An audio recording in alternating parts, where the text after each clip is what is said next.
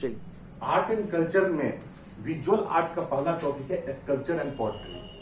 तो हम आज स्कल्पचर और पॉटरी का लेक्चर देखेंगे। स्कल्पचर और पॉटरी को हमने 4 भागों में मेनली बांटा है।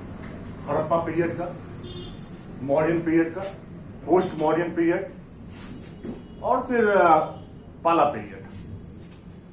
तो हम हड़प्पा पे शुरुआत करते हैं। हड़प्पा के में स्कल्पचर एंड पोटरी को हम फिर 6 डिफरेंट सेगमेंट्स में बांटे हैं। Seals, bronze figures, stone figures, terracotta, pottery and ornament.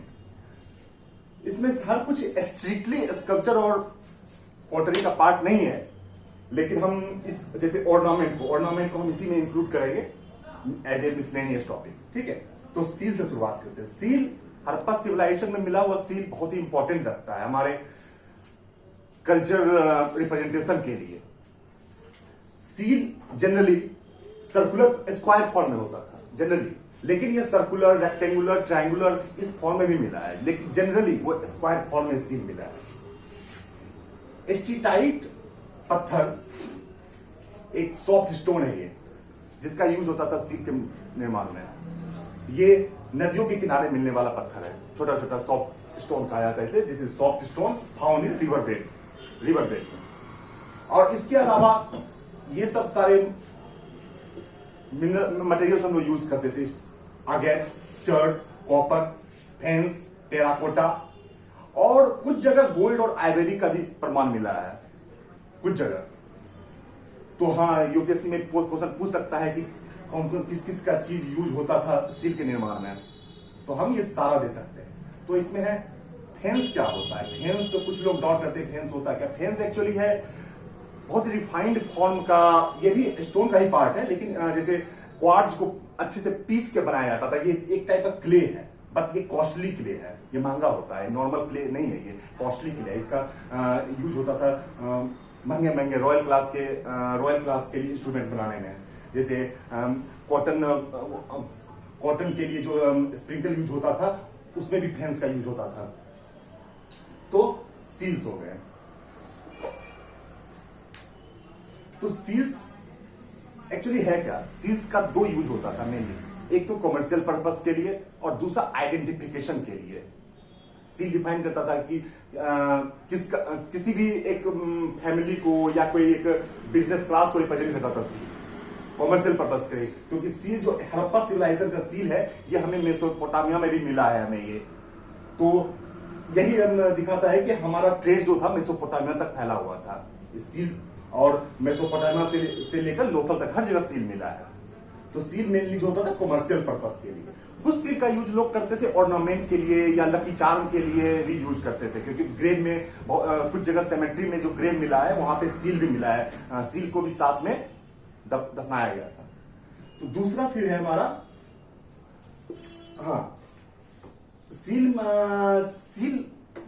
Seal का एक साइड हम पिक्टोग्राफिक इंस्क्रिप्शन यूज होता था और दूसरी साइड कोई भी एनिमल का यूज किया करता था।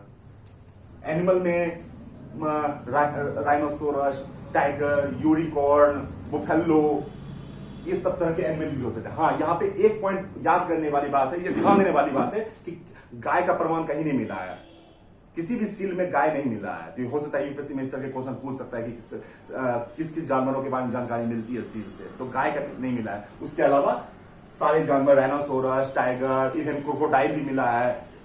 और यूनिकॉर्न एक माइथोलॉजिकल एनिमल है जिसका यूज सील में बहुत ज्यादा होता था। और सील में कुछ माइथोलॉजिकल ह्यूमन एनिमल क्रिएचर का यूज करते थे, जिसमें हाफ एनिमल हाफ ह्यूमन। और तो एक साइड एनिमल और दूसरे साइड इंस्क्रिप्शन, और किसी किसी सील में दोनों साइड इंस्क्रिप्शन, और किसी किसी सील में तीसरा साइड भी यूज होता था इंस्क्रिप्शन के लिए। और इंस्क्रिप्शन जनरली पिक्टोग्राफिक होता है, क्योंकि हम जानते हैं हड़प्पन इंस्क्रिप्शन पिक्टोग्राफिक है। तो उसका और पिक्टोग्राफिक इंस्क्रिप्शन हम राइट से लेफ्ट लिखते हैं, पर यहां हड़प्पन सील में ज्यादातर तो generally right to left use हुआ है इंस्क्रिप्शन लिखने का तरीका, लेकिन कुछ कुछ जगह पे राइट टू लेफ्ट, अगले लाइन में लेफ्ट टू राइट, फिर अल्टरनेटिवली यूज हुआ है right to left, left to right, right to left, left to right.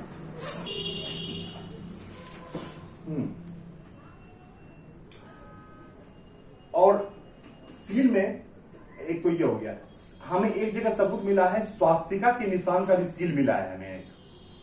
तो सील में 3 बहुत इंपॉर्टेंट जो टॉपिक है, जो करंट अफेयर के लिए इंपॉर्टेंट है, जैसे स्वास्तिका इमेज का सील मिला है हमें, पशुपति सील मिला है हमें, और गाय कहीं नहीं मिला है।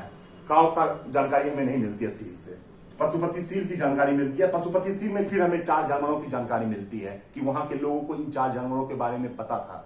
जैसे पशुपति सील में हमें 4 जानवर कौन से मिलते हैं, 2 antelope, buffalo,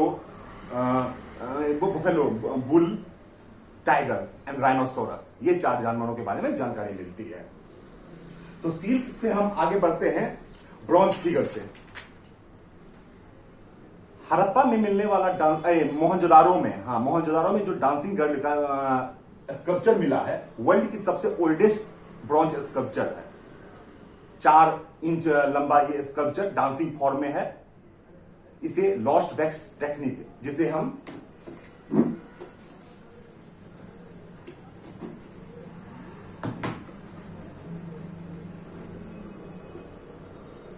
lost wax technique और सायरो परडू भी कहते हैं, दोनों एक ही नाम है। लॉस्ट वैक्स टेक्निक में थोड़ा सा इलेबोरेट कर देता हूं। लॉस्ट वैक्स टेक्निक में क्या होता है कि मोम से हम पहले ढांचा बना लेते हैं, जो भी कास्ट करना है, जो भी स्टैच्यू, जो भी इमेजिनेशन में जो भी आता है, उसे मोम में कास्ट करते हैं। उसके ऊपर क्ले चिपका दिया जाता था। फिर उसे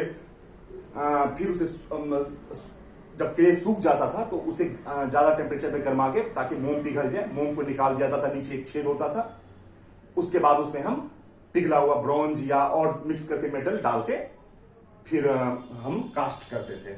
और ये लॉस्ट वैक्स टेक्निक इतना क्लासिक टेक्नोलॉजी है, ये आज तक यूज हो रहा है। इंडिया के बहुत सारे जगहों में ब्रॉन्ज कास्टिंग के लिए, ब्रॉन्ज स्कल्पचर के लिए लॉस्ट वैक्स टेक्निक या इसका सायरो परडू टेक्निक आज भी यूज हो रहा है।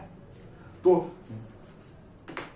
ब्रॉन्ज स्कल्पचर में 2 सबसे इंपॉर्टेंट है, एक डांसिंग गर्ल जो मोहनजोदारो में मिला है, और दूसरा ब्रॉन्ज वुल, मैजेस्टिक ब्रॉन्ज वुल, जो कालीबंगा में मिला है। तो ब्रॉन्ज फिगर ये हो गया। दूसरा स्कल्पचर में आता है स्टोन फिगर्स। स्टोन फिगर्स भी हमें 3 बहुत इंपॉर्टेंट चीज मिले हैं, बियर्डेड प्रीस्ट,